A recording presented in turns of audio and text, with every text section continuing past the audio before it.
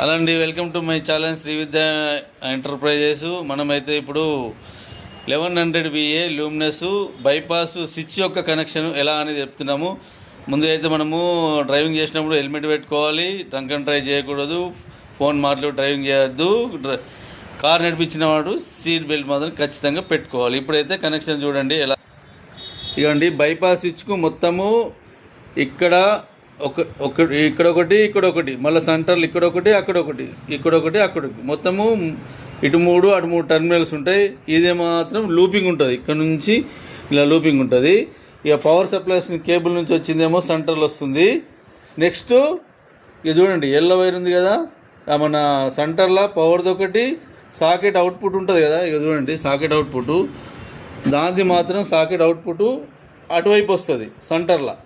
కింద వచ్చేసేమో ఎంసీబీకి వెళ్తుంది కదా సప్లై, ఇక్కడ ఉంటుంది. ఎల్లో వైర్ ఏమో అటువైపు ఉంటుంది, సాకెట్ ఉన్న చూసినా అటువైపు ఉంటాయి.